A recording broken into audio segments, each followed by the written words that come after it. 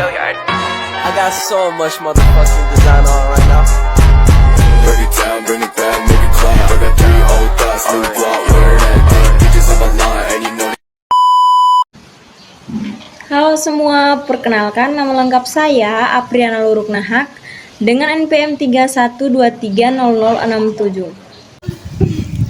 Saya Delviana Balok dengan NPM 31230073.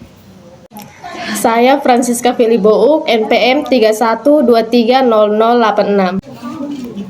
Saya Marcel Ruktahu dengan NPM 31230007. Pada kesempatan ini, kami akan mempresentasikan materi dengan judul Pemerolehan Bahasa Pertama berdasarkan teori nativisme serta contoh penerapannya pada anak usia 2 tahun sampai 5 tahun.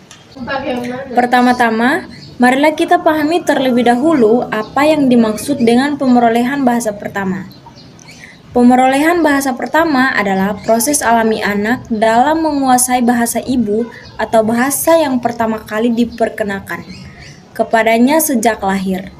Misalnya, jika seorang anak lahir dari keluarga Indonesia, maka bahasa pertama yang diperolehnya adalah bahasa Indonesia.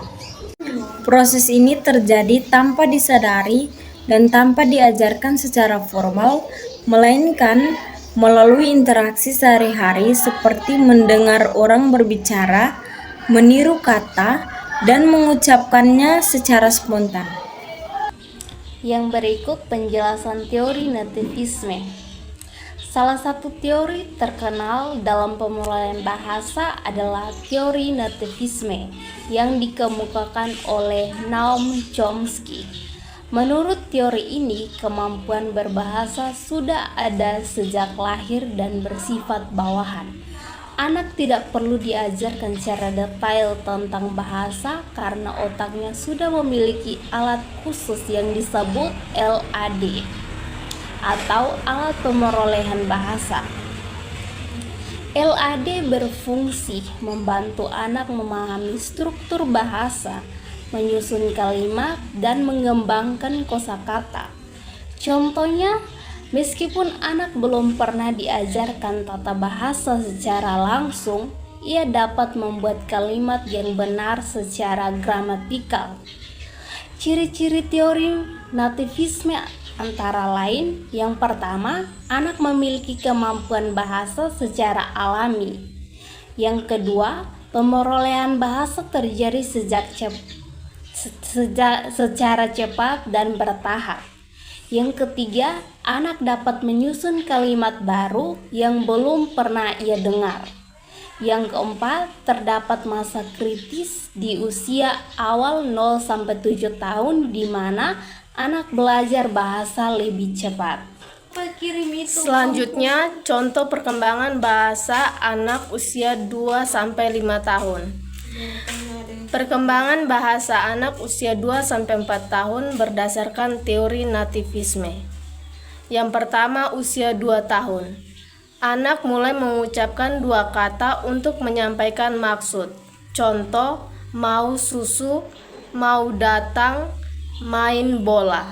Ini menunjukkan anak sudah memahami struktur dasar kalimat, subjek tambah predikat atau predikat tambah objek secara alami. Yang kedua, usia 3 tahun. Anak mulai membuat kalimat lebih panjang dan bisa menggunakan kata sambung. Contoh, saya mau makan nasi atau saya main sama kakak. Anak sudah mulai menggabungkan kata menjadi struktur kalimat yang lebih kompleks tanpa diajarkan. Yang ketiga, usia 4-5 tahun. Anak mulai bisa bercerita dengan kalimat lengkap. Contoh, tadi pagi saya bangun terus mandi lalu makan roti. Ini menunjukkan LAD bekerja aktif karena anak tidak hanya meniru kata, tetapi sudah menyusun kalimat berdasarkan aturan yang dipahaminya secara alamiah. Terakhir, penerapan teori nativisme bisa kita lihat dalam kegiatan sehari-hari anak. Misalnya, orang tua cukup berkomunikasi secara rutin dengan anak tanpa memberi penjelasan tata bahasa. Anak mendengar kata-kata baru dan secara alami memahami serta menirukannya.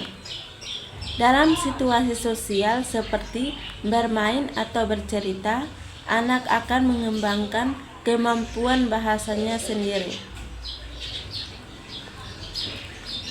Contohnya, anak bernama Dinda berusia 3 tahun sering mendengar ibunya berkata, "Ayo kita pergi jalan-jalan."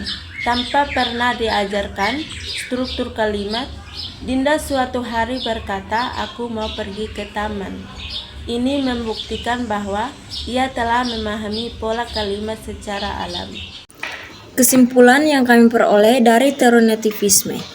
Pemerolehan bahasa pertama adalah proses alami sejak lahir. Menurut teori nativisme, anak memiliki kemampuan bawaan untuk belajar bahasa melalui LAD. Anak tidak perlu diajarkan tata bahasa secara formal untuk bisa berbicara dengan benar. Contoh nyata menunjukkan bahwa anak usia 2-5 tahun dapat menyerap dan menggunakan bahasa sesuai aturan tanpa disadari. Terima kasih atas perhatian teman-teman. Semoga materi ini bermanfaat dan menambah pemahaman kita tentang pemerolehan bahasa pertama.